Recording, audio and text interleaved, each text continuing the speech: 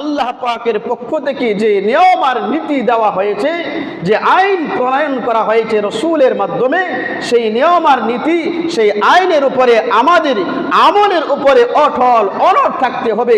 সামান্য পরিমাণ মন থেকে সেই আইনের নিয়মের উপরে ঘৃণা পোষণ করা যাবে না। যদি স্থূল পরিমাণ, ক্ষুদ্র পরিমাণ, শস্য পরিমাণ আল্লাহর রচিত আইনের উপরে যদি আপনার আমার ঘৃণা জন্ম হয়, আল্লাহর রচিত নিয়মের উপরে আপনার আমার ঘৃণা সৃষ্টি হয়, তাহলে বুঝে নিতে হবে আপনার আমার ঈমান দুনিয়াতে নাই, আখিরাতেও নাই। ঈমানদারের ফজিলত থেকে আপনি আমি বঞ্চিত হয়ে যাব। এই জন্য খুব খেয়াল করার বিষয়, আল্লাহ পাক রব্বুল আলামিন নামাজের আদেশ করেছেন, নামাজ পড়তে হবে, এটাই বুঝে নিতে হবে।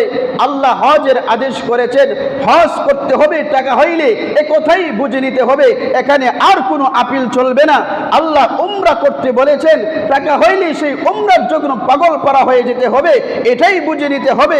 আল্লাহ শ্রম সাধনা করতে বলেছেন, রোজার মাস আসলে পহেলা যে চাঁদ রমজানুল মুবারকের উঠে, সেই চাঁদ দিকে রমজান মাসের রোজা শুরু করে আবার যখন ঈদুল ফিতরের চাঁদ উঠবে সেই পর্যন্ত সিয়ামের মাধ্যমে সাধনা আদায় করা, এটাই আমাদের বুঝে নিতে হবে। এর ভিতরে আপনার আমার কোনো আইন চলবে না।